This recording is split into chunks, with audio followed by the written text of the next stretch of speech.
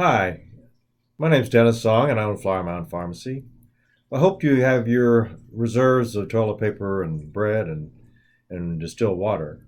But seriously, we're going to look at this COVID, this coronavirus, from the approach that we take at Flower Mound Pharmacy. We take a measured, pragmatic, and prudent approach on protecting our patients. Um, we look at it first from a historical perspective. So let's look at some of the facts. What is this coronavirus? What is COVID 19? Where did it come from? Put in perspective, let's look at other viruses. Actually, the coronavirus has been around a long time. We look at the SARS virus that originated in China, and there were about 8,000 cases with 800 deaths. That's about a 10% mortality. There was the MERS virus. The MERS virus was another coronavirus that originated in Saudi Arabia. There were 2,500 cases and 800 deaths, so that was more telling. It was about a 32% mortality. So, what about the COVID 19? And they call it COVID 19 for coronavirus 2019 because it originated in late November, early December of 2019. The WHO, which is the World Health Organization, designated this as a raised threat to a very high level on February 28th in 2020. So seriously, this is a virus. It's a viral pneumonia, actually, that is very substantial, and we'll go over that. Well, let's look at the etiology. How does this COVID-19 virus affect us? So in general, estimates that 2% of the populations are healthy carriers, and they're responsible for about 5 to 10% of the acute respiratory infections. If you remember that the viruses, the flu doesn't cause the deaths, it's the pneumonia. And that's what's so compelling about this pneumonia, this virus, because it is a viral pneumonia. And as of to date, there is not a treatment for it. So preventative measures are very, very important. So let's look at the coronavirus in general. There are common coronaviruses all over. They're basically common colds. They're very self-limiting. They're upper respiratory infections, and they're an immunocompetent individuals. So if you're immunocompromised, even a common cold can be a serious effect. But there are these other coronaviruses I mentioned, SARS and MERS. And those are the ones that are more compelling. Those are the ones that have mortality rates, as I mentioned before, 10 to 35%.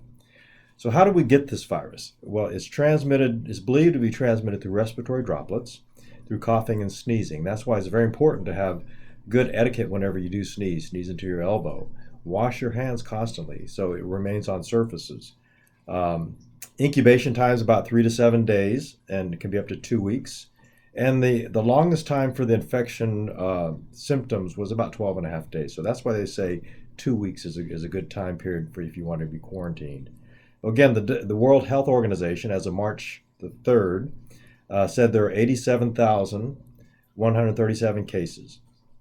And of these, 2,977, about 3.42%, have been fatal. And this is, I'm talking about China specifically.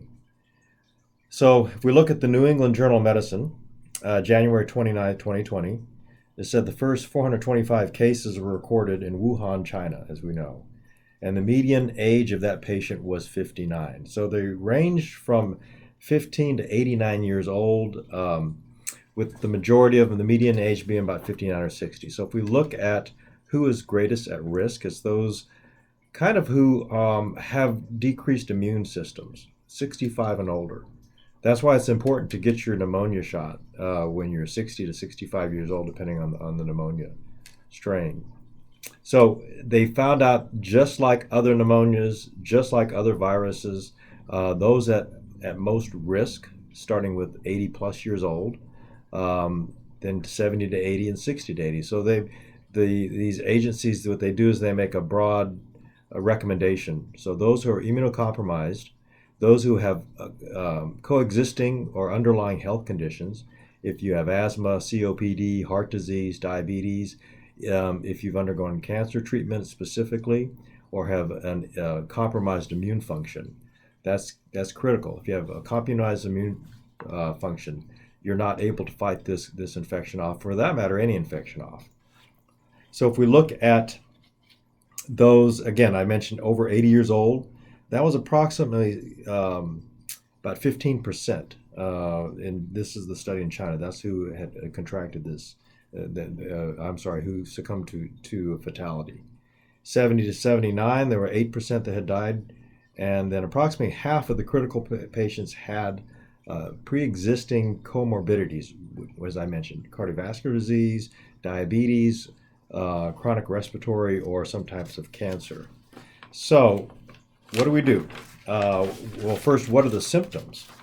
So the symptoms, the mild symptoms of the coronavirus are cough, sore throat, nasal congestion, headache, and malaise. Just not feeling good. What about the severe ones? So these are the ones you want to pay close attention to. If you have fever, shortness of breath, or a productive cough with mucus. Pneumonia. Think pneumonia. So if you have complications of pneumonia, that's when you want to seek medical attention. Now, the treatment, we know it's viral in nature. There's currently no vaccine available, although there is one being developed as we speak. So really, it's just supportive care. Once you do contract the virus, the COVID-19, it's making sure that the ventilation, oxygen therapy, you have supportive care. The main thing is prevention. So I'm going to talk about a couple of very, very important issues. Again, from the World Health Organization, they advise avoid close contact to subjects suffering from acute respiratory infections, which includes COVID-19. Wash your hands frequently. And how do you wash your hands? You wash your hands with good old-fashioned soap is actually the best, but you have to wash them correctly for 20 seconds.